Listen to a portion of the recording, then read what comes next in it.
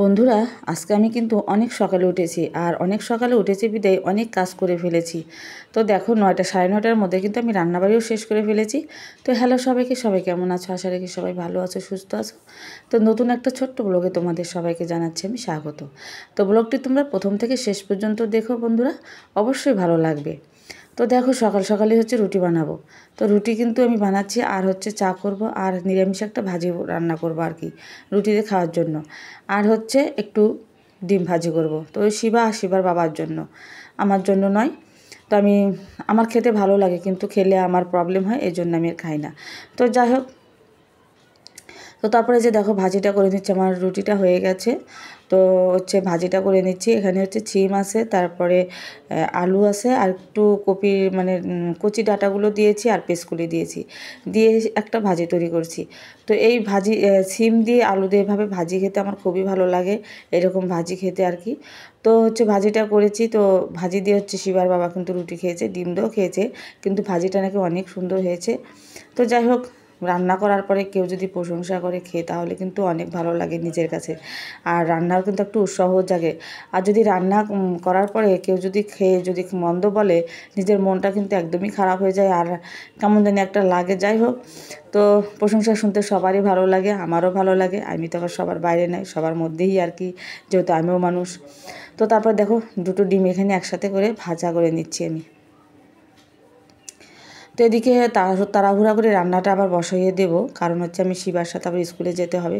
ওই স্কুল বলতে কোচিংয়ে যাব, কোচিং থেকে আবার স্কুলে যাওয়া হবে আর কি। তো সেখান থেকে এক জায়গায় যাওয়ার হচ্ছে আমাদের পরিকল্পনা আছে, সেটা হলো আমি আর একটা দিদি আর একটা হচ্ছে ভাবি আছে, আমরা যাব একটু কাজে যাব, দরকারে যাব। তো তোমাদেরকে আমি পরে শেয়ার করছি সেই ভিডিওটা। তো এখানে দেখো রুই মাছ বের করে নিয়েছি, আর এই যে রুই মাছগুলো ভাজা করে নিচ্ছি। তো আজকে রান্না করব রুই মাছ, ফুলকপি, আলু দিয়ে রসা রান্না করব।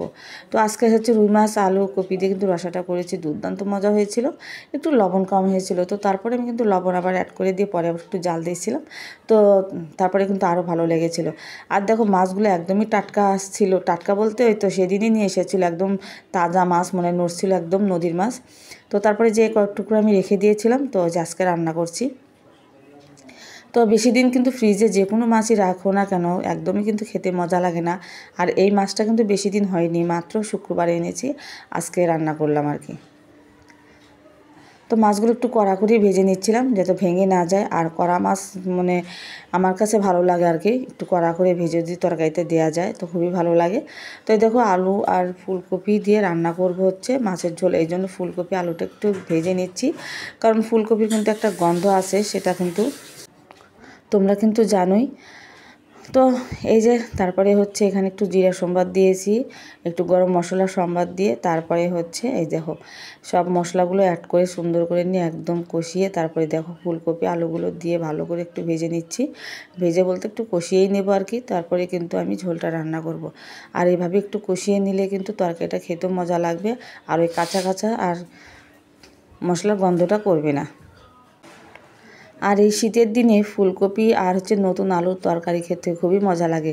তোমরা যদি মাছ দিয়ে খাও তবুও কিন্তু মজা লাগে, আবার ছোটো মাছ ট্যাংরা মাছ দিয়ে যদি রান্না করে খাও সেটাও মজা লাগে। আর আবার যদি হচ্ছে মাছ ছাড়া ধরো শুধু হচ্ছে ফুলকপি আলু দিয়ে যদি রসা রান্না করে খাও, তারপরেও কিন্তু সেটাও কিন্তু খুব দুর্দান্ত মজা হয় আর কি, খেতে খুবই ভালো লাগে।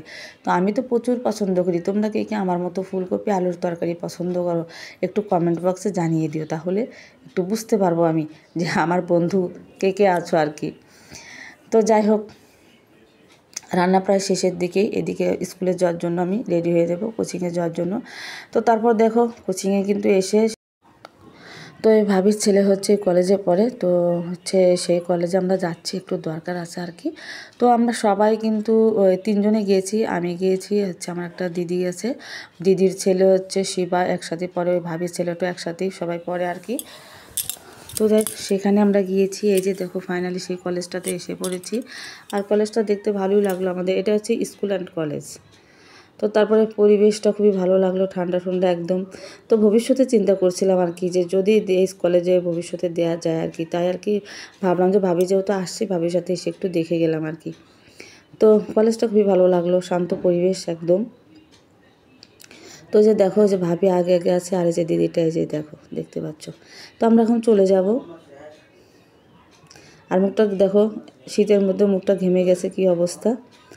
তো সেখান থেকে আমরা একদমই চলে এসেছি স্কুলে। তো স্কুলে এসে এতে আমরা এখানে হচ্ছে এইখানে যে ফটোকপির দোকানে এসেছি, একটু দরকার ছিল। তো তারপরে যে স্কুলে এসে দাঁড়িয়ে আছে, এই যে দেখতেই পাচ্ছ। তো স্কুল এখন ছুটি হয়ে যাবে, বাচ্চাগুলো সবে দেখো গেটের সামনে এসে দাঁড়িয়ে আছে।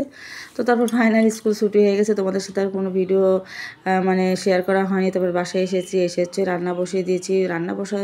বসিয়ে দিয়েছি বলতে আমি একটু ভাত রান্না করেছি শুধু, আর যে তরকারিগুলো রান্না করে গিয়েছিলাম, যে দেখো কি সুন্দর তরকারিগুলো একদম দেখতে লাগছে, খেতে খুব কিন্তু একদম দুর্দান্ত মজা হয়েছিল। তো তারপরে যে একটা ভাজি করেছি সেটা তোমাদের সাথে শেয়ার করলাম, আর যেখানে একটু আলু ভাজা করে নিচ্ছি, আর হচ্ছে সালাদ তোমাদের সাথে তো শেয়ার করেছি। তো যাই হোক বন্ধুরা, এখন হচ্ছে খাবার পালা, তাড়াতাড়ি খিদে লেগে গেছে সবারই। তোমার এই ভিডিওটা কেমন লাগলো অবশ্যই একটু কমেন্ট করে জানিও, ভালো লাগলে লাইক কমেন্ট শেয়ার করে পাশে থেকো। তো ভিডিওটা শেষ করছি। তো কালকে দেখা হচ্ছে সুন্দর একটা ছোট্ট ভিডিওর সাথে। এই পর্যন্ত সবাই ভালো থেকো, সুস্থ থেকো। সবাইকে জানাচ্ছি আজকের জন্য টাটা। কালকে দেখা হচ্ছে আবার, কথা হচ্ছে আবার তোমাদের সাথে সুন্দর একটা ভিডিওর সাথে। তো এই যে দেখো, টাটা।